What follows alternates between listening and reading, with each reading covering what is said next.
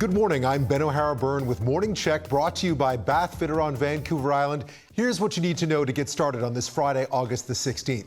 We begin overseas, where police in New Zealand say a Canadian woman is shocked and distressed this morning after her Australian fiancé was murdered in an apparently random attack. A manhunt is underway for the killer. 33-year-old Sean McKinnon and his 32-year-old Canadian fiancé were sleeping inside a camper van at a scenic spot on New Zealand's North Island when someone opened fire and fired a number of shots into their camper van around 3 a.m. local time. He was killed. She managed to run several kilometers to alert police.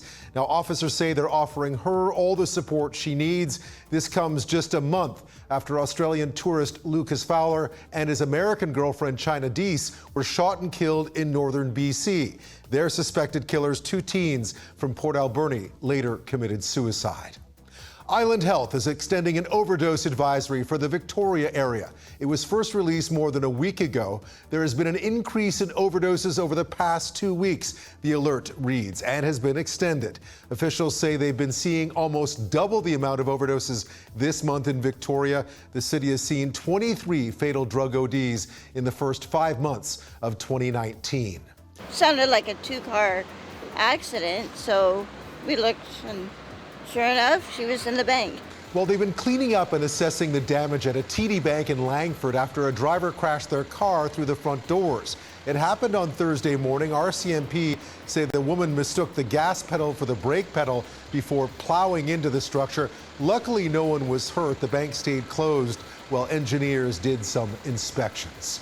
Well, record passenger and vehicle numbers and double the profits. It was a busy first quarter for BC Ferries. The company reports showing all-time high traffic for the quarter, 3 months through the end of June, with profits doubling to more than $12 million compared with the first quarter of 2018. The company says it's not planning any fare increases through the end of this fiscal year, and that's the end of March 2020.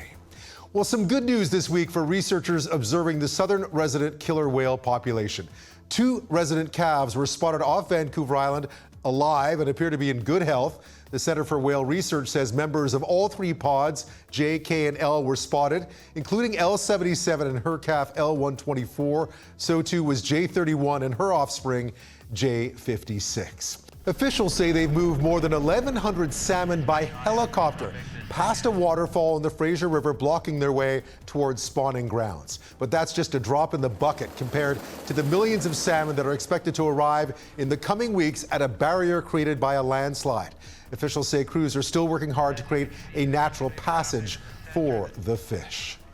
Expensive, very expensive. One car stole the show at an auction in California on Thursday. A 1965 Aston Martin DB5, an exact replica of the car that James Bond used in the film Goldfinger. There are only 4 of them made. This one comes fully loaded, to say the least, including an ejector seat. It sold, get this, for $5.8 million American to an anonymous buyer. In sports, the Western Lacrosse Championship starts tonight in Colwood as the Shamrocks face off with the Maple Ridge Burrards, and high drama at Royal Athletic Park last night as the Harbour Cats faced Wenatchee in the deciding game of their 3-game series, the winner advancing to the finals. Victoria giving up the lead in the top of the 9th, only to come back and win the game 8-7 in the bottom of the 9th. Harrison Spawn with a 2-run single to seal the series. They now face Corvallis in the finals starting tonight in Victoria. Speaking of heart-stopping, Washington State is now home to the world's oldest tandem skydiver. 3 generations of family members came together Thursday to make it happen.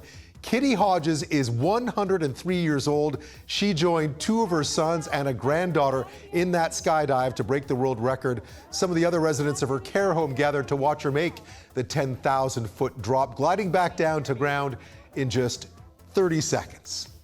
A mix of sun and cloud and cooling off a bit today on the south coast and on the mid-island. The forecast calls for periods of drizzle on the west coast and the North Island today, and there are your Friday highs.